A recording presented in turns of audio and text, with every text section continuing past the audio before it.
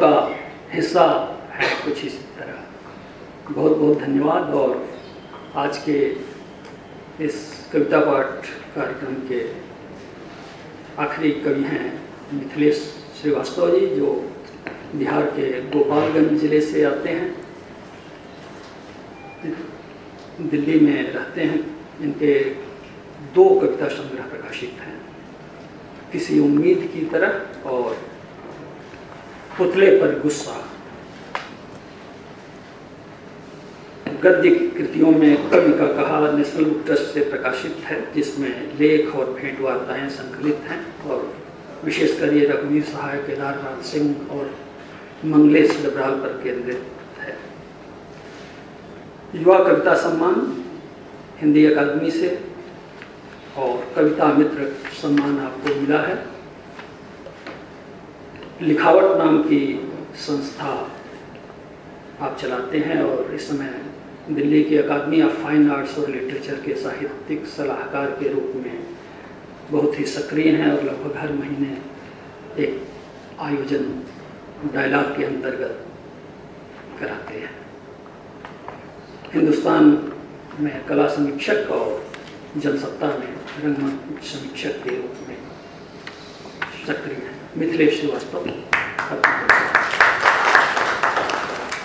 शुक्रिया ब्रिजेंद्र जी। प्रतापराव कदम, हरिप्रकाश उपाध्याय और तमाम मित्र, मैं कुछ कविताएं आप लोगों को सुना रहा हूँ जो मेरे दूसरे संग्रह पुतले पर गुस्सा में संकलित हैं।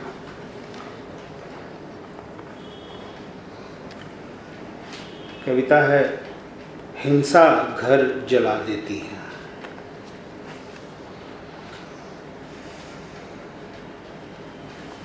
अभी हरिप्रकाश और प्रतापराव कदम ने अच्छी कविताएं सुनाई।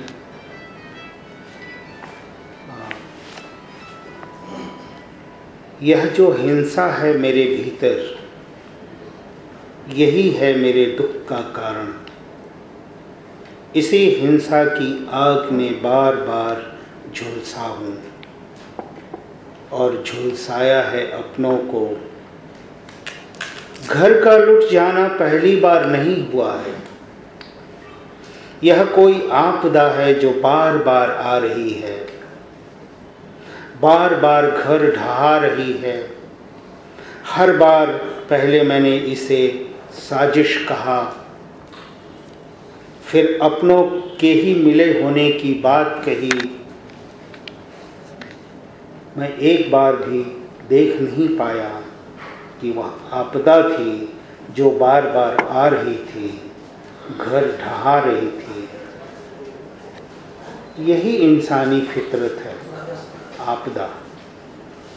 भीतर एक बड़ी हिंसा आकार ले लेती है, वह आग बनती है और सब कुछ भस्म। हिंसा के बारे में फिर भी मुझे सोचना होगा। इस राख की धूप पर बैठकर जितना जल गया भस्म हो गया। हिंसा काबू में हो तो जो बचा है उसी में से घर फिर से बना लेने की चाह आएगी। इस चाह पर भी हिंसा की निगाह है। अगली कविता है कबूतर जैसे हम। थोड़ी सी गर्माहट, थोड़ी सी सुरक्षित ओट के लिए दर बदर होने वाले कबूतरों को उस दिन हमारी आंखों ने खूंखार अपराधियों की तरह देखा। उनके खून में, लार में, रेशमी पाखियों में, स्पर्श में, चोंच में, आंख में, उनके सफेद होने में साजिश देखी। खिड़कियां, दरवाजे, रोशनदान, कबूतरों के घुस सकने लायक तमाम फांके बेरहमी से बंद कर दिए हमने। नाराज कबूतर गुर्राते रहे, खिड़कियों, दरवाजों, रोशनदानों पर मार मार कर अपनी चोंच लहूलुहान करते रहे। कबूतरों के पंख फड़फड़ा रहे थे, कबूतरों के चोंच सख्त थे। बेबस कबूतरों को हुलकाते समय अपनी ही याद आई हमें कि हम ही तो हैं सफ़ेद रुएं वाले कबूतर।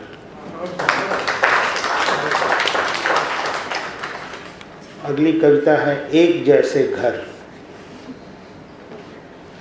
एक जैसे दरवाजे बनाते नहीं हैं एक जैसे घर। एक जैसी खिड़कियां और एक रंग की सलाखें सबूत नहीं हैं घरों के एक जैसे होने के।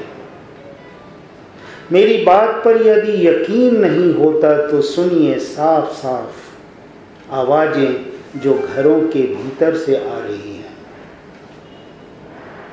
देखिए कि धूप कैसे उतर रही है घरों में। कीलों को देखिए, क्या वे चुभती हैं एक जैसी। असली रंग सिर्फ चेहरे की आभा में है। कितने हैं एक जैसी आभा वाले चेहरे इस संसार में। क्या चेहरे ठीक ठीक दिखाई देते हैं? क्या क्लोन बनाने वाली तकनीक से बनाए जा सकेंगे एक जैसे घर?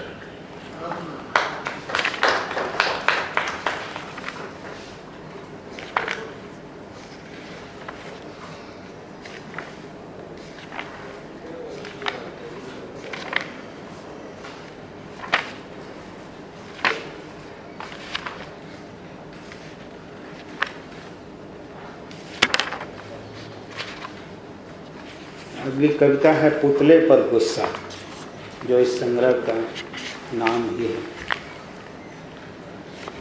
पुतले की आंखें फोड़ने से फूटती नहीं है अब तानाशाह की आंखें। जूते फेंक कर आताताई को मारने की कोशिश उसे और बेशर्म बना देती है, जिसे वह उसे मार देने की साजिश बताकर छुपा लेता है अपना आताताईपन। जूता फेंकने वाला खो देता है अपना एक जूता, दूसरा जूता किसी काम का नहीं रह जाता। लोगों से कहो पुतले को फांसी पर लटकाने से बचें। लोगों से कहो पुतले को जलाने से बचें। लोगों से कहो अपने अमूल्य गुस्से को बचाकर सहेजें। यह दुनिया तमाम तानाशाहों, माफियाओं, आताताइयों, एहसान फरामोशों से भरी हुई है। पुतले जलाकर रावण को मार नहीं सके हैं हम। वह यहीं हमारे बीच बैठा हुआ हमारे गुस्से को उकसाता रहता है। अपने पुतले बनवाकर हमारे हाथों में दे देता है। हम उसके पुतले में बारूद भरते हैं। बारूद से भरे अपने पुतले को आग में भस्म होते वह देखता है। हमारे ही बीच बैठा हुआ अपना मनोरंजन करता है। हम उसके पुतले जलाते हैं, हम उसके ऊपर जूते फेंकते हैं, पुतले की आंखें फोड़ते हैं और वह वहीं खड़े खड़े बड़े प्यार से हमें देखता रहता है, हमारे गुस्से की तारीफ करता है। पुतले को जलाने के लिए उतावले लोगों के गुस्से में लोकतंत्र का उज्जवल भविष्य देखता है। उसके बाद अपने गुस्से से महरूम हुए हम बेगाने होते चले जाते हैं।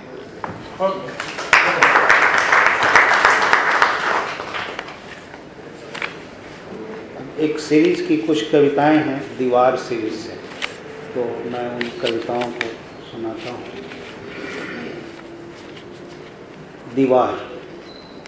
दीवार सीरीज में पहली कविता है। कोई मेरी दीवार पर लिखी इबारतें क्यों पढ़ता है, पढ़कर क्यों कांप जाता है।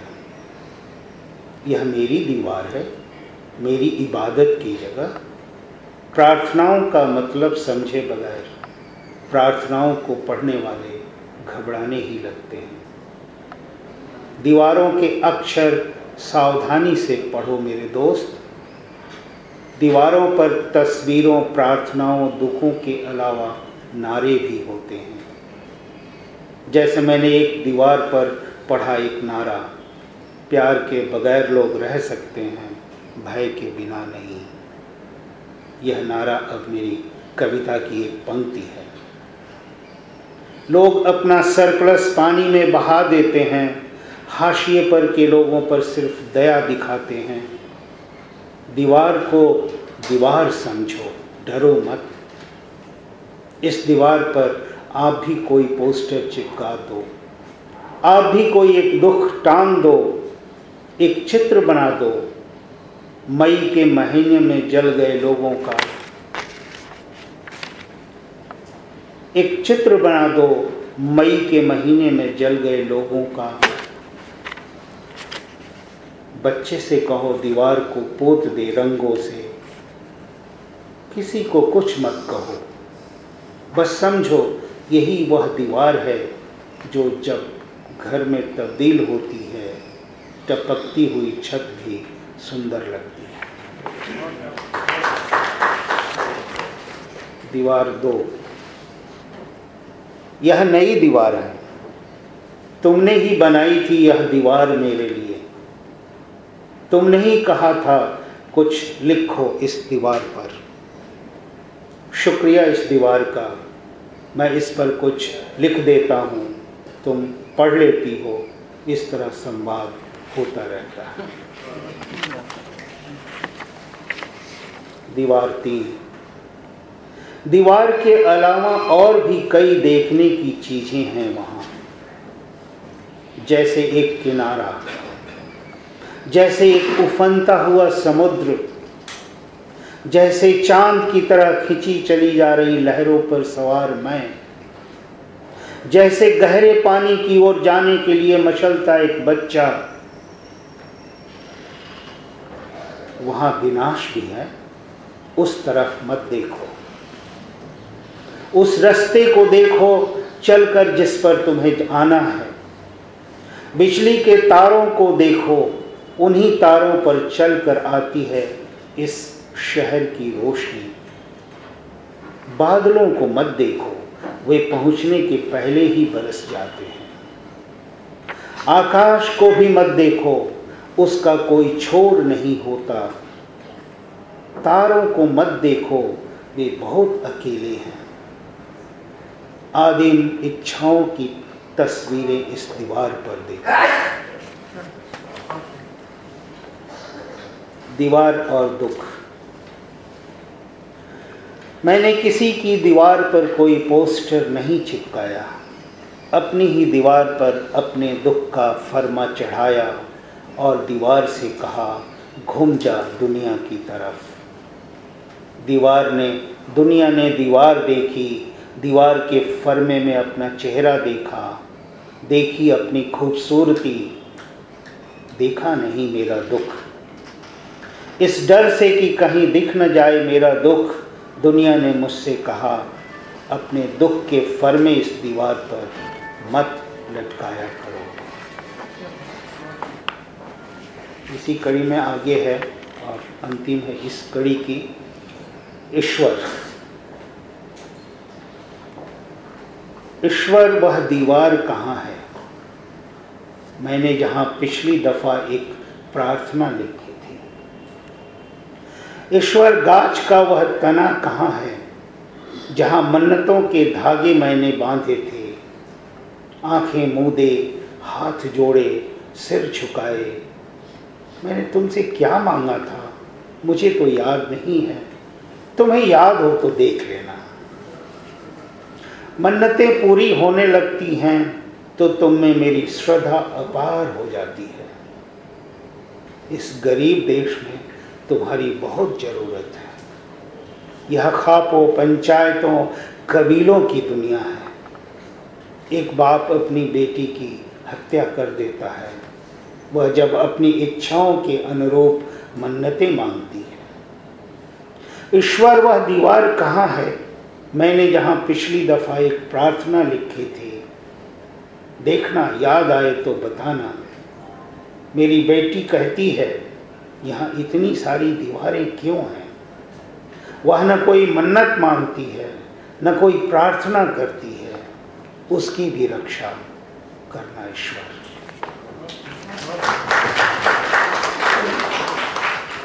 अब अंत में 2 कविताएं और सुनाता हूँ। संवेदनशील आधुनिक दोस्त।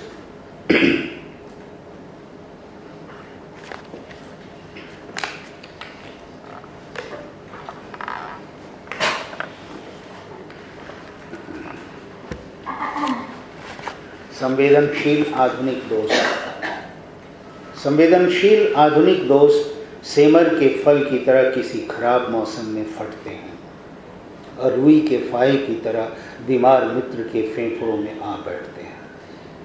कभी कभी वे बर्फ की तरह बीमार मित्र के चेहरे पर गिरते हैं और संपर्क के सारे रास्ते बंद हो जाते हैं। मर्म भरी कविताएं लिखने वाले स्वस्थ दोस्तों की पहली जरूरत कविता लिखना ही है।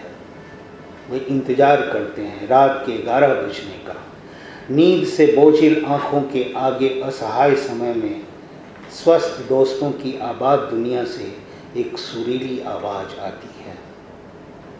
अपनी हिफाजत में लापरवाही क्यों करते हो भाई?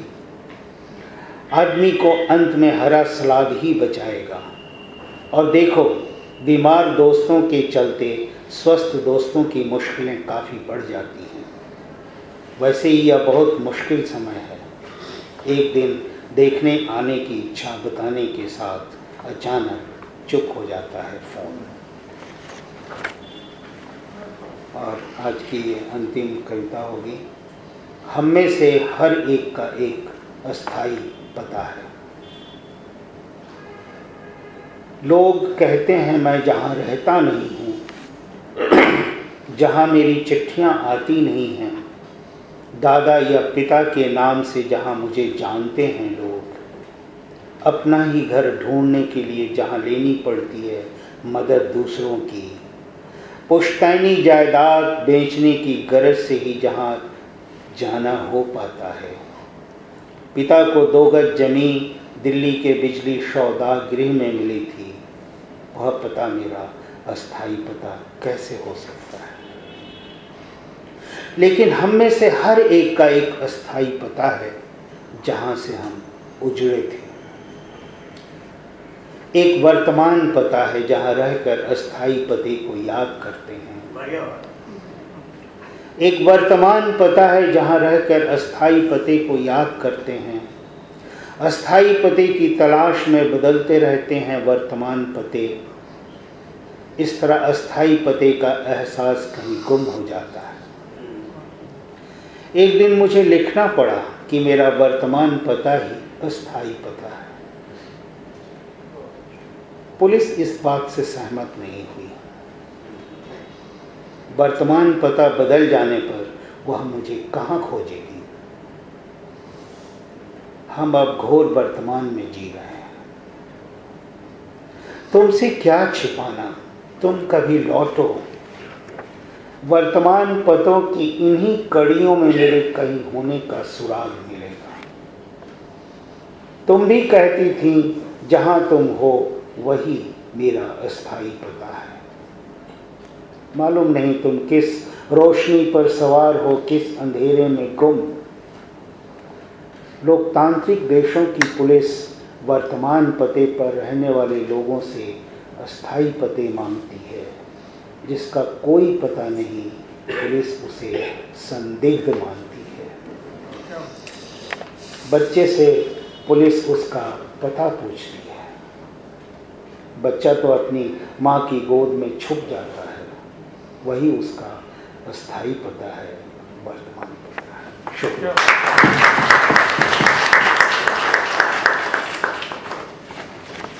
मित्रों, अभी हम निखिलेश श्रीवास्तव से उनकी कविताएं सुन रहे थे और हमें महसूस कर रहे थे कि उनकी कविताओं में रेंज है काफ़ी। अब वर्तमान पता है, स्थायी पता है। पंक्ति एक पूरी कहानी कहती है कि जो हम लोग अपने गाँव से, अपने स्थायी घरों से उजड़ करके शहरों में आ बसे हैं, तो ये पूरी दर्द की दास्तान है और अपनी शिनाख्त के गुम होने का एक दर्द है। वैयक्तिक और सामाजिक दोनों ही स्थितियाँ मिथिलेश की कविताओं में बड़ी जीवंतता के साथ आती हैं। मैं उनको बहुत बहुत धन्यवाद देता हूँ। और आप मित्र हमारे बीच हैं, आप लोगों ने तीनों कवियों की कविताएं सुनी। इसमें से अगर कुछ मित्र पढ़ी गई कविताओं पर कुछ कहना चाहते हैं तो उनका भी स्वागत है।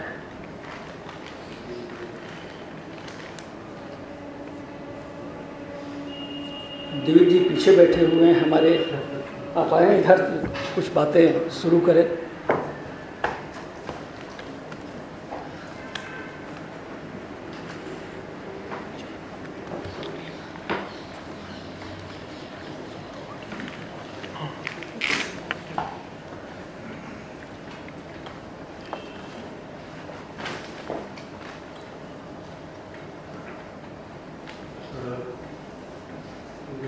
तीनों ही कवि मेरे बड़े प्रिय कवि हैं और ये जानते हैं कि ये तीनों बड़े प्रिय कवि हैं।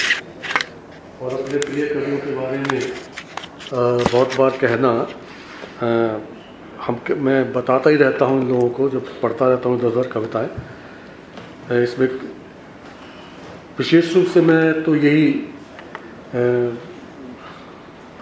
एक और चीज़ जो आपने देखी यहाँ आने से पूर्व अनूप बात कर रहे थे कि आज ये भी संकट कभी कभी आता है कि हम कविता में बड़ी ही उलझन और बड़ी ऐसी चीज़ देखते हैं कि वो सिर से ऊपर से उतर जाती है।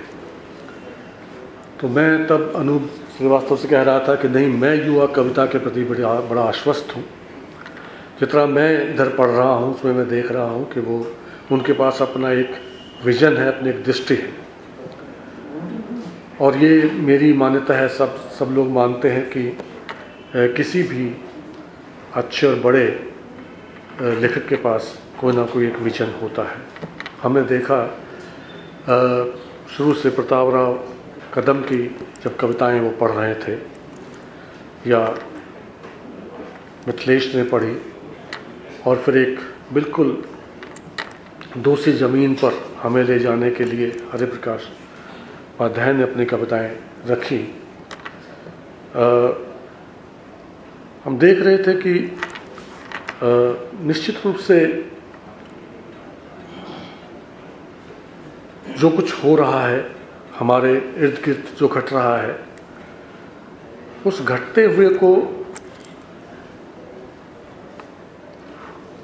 जब आप कविता में लाते हैं तो चुनौती यही होती है कि वो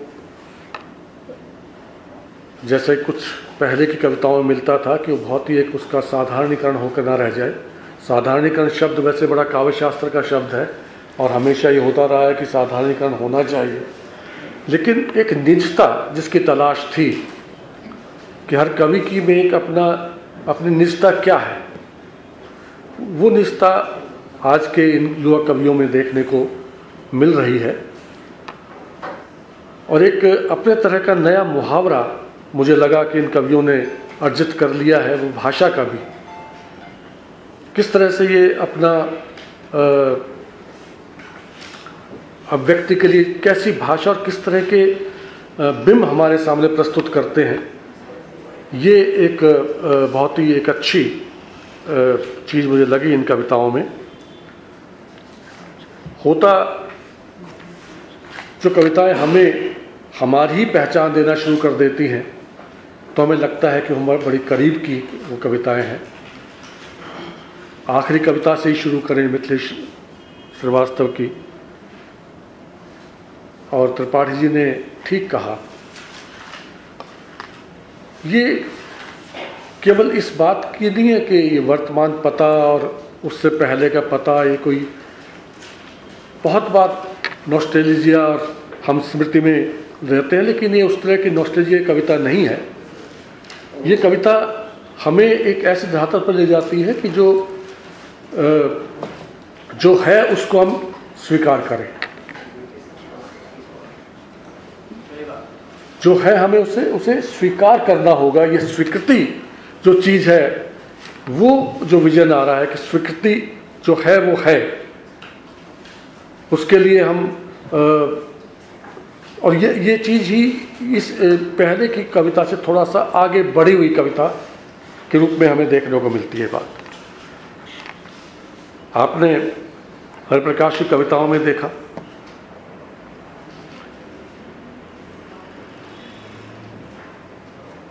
हम सब जानते हैं, हम सब एक दूसरे को कहते रहते हैं औपचारिक रूप से भी अनौपचारिक रूप से भी, आइए मिलें।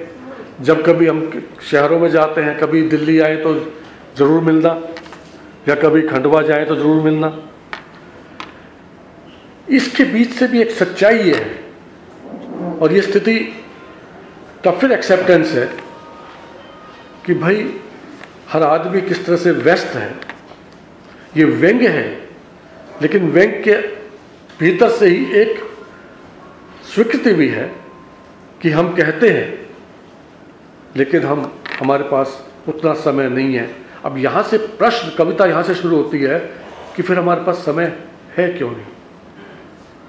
ये कविता वहाँ जाकर हमें ले जाती है उस दिशा में। सिर्फ ये नहीं कि ये कोई वर्णन नहीं है, ये कोई यथास्थिति नहीं है।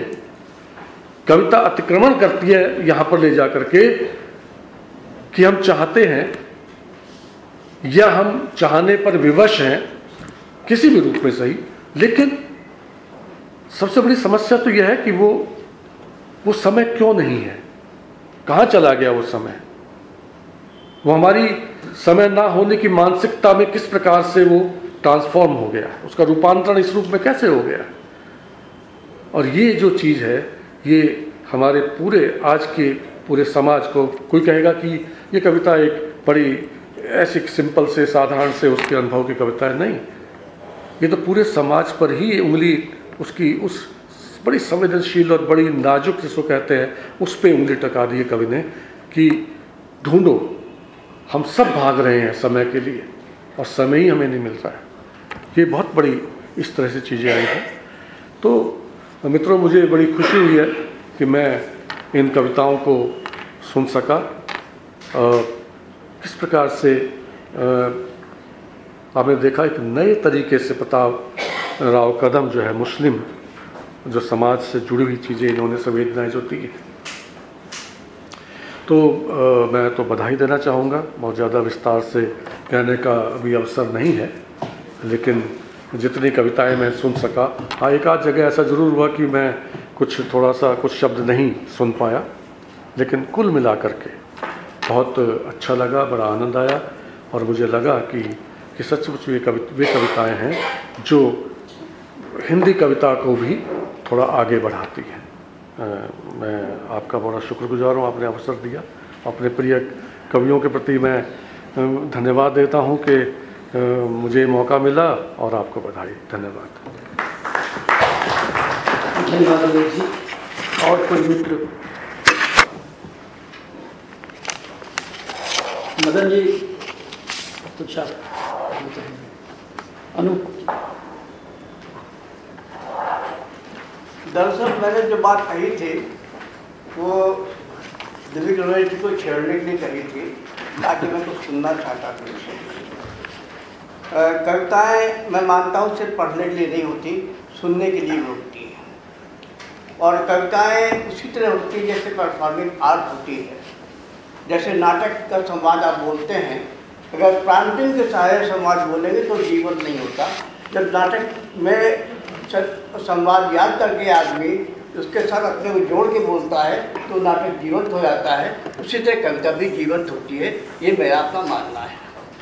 मैं कोई खास बात नहीं कहना चाहूँगा क्योंकि दिलीप रमेश जी ने बहुत बातें कह दी और मैं उनसे सुनना चाहता था बहुत दिनों के बाद। और मैं सबसे महंगा सोता हूँ क्योंकि लखनऊ से यहाँ चल करके आया हूँ और जिसका कोई भी यात्रा भत्ता मैंने त्रिपाठी से नहीं लिया है। एक बात और कहना चाहूँगा, एक छोटी सी बात को मैं जो शब्दों में पिरो के कहता हूँ कि जहाँ मेरा घर था वहाँ था रास्ता, जहाँ मेरा घर था वहाँ था रास्ता, और जहाँ रास्ता था वहाँ था मेरा घर। इसलिए मैंने घर को अपने रास्ते से हटा लिया है और रास्ते को ही अपना घर बना दिया है।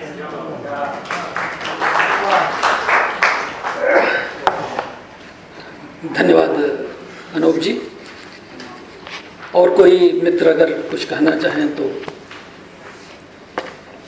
एक सूचना मैं दे दूं, 21 जुलाई को एक श्रृंखला है नारी चेतना के अंतर्गत, उसमें 3 महिला रचनाकारों का रचना पाठ है। अंग्रेजी से उद्दीपना गोस्वामी, हिंदी से कमल कुमार और तेलुगु से कल्पना रेतला। आप सभी लोग आमंत्रित हैं, उस दिन आए। और अब मैं प्रतापराव कदम जी के प्रति जो खंडवा से आए हैं, मिथिलेश श्रीवास्तव जी के प्रति और हरे प्रकाश उपाध्याय जो लखनऊ से आए हैं, इन तीनों कवियों के प्रति अकादमी की ओर से हार्दिक आभार प्रकट करता हूँ। खास करके श्रोताओं में दिलीप रमेश और अनूप जी के प्रति जिन्होंने अपनी टिप्पणी की, और आप सभी लोगों के प्रति हार्दिक आभार जो हमारे आमंत्रण पर आए। और अब आप लोग चाय के लिए आमंत्रित हैं बगल के कमरे में। धन्यवाद।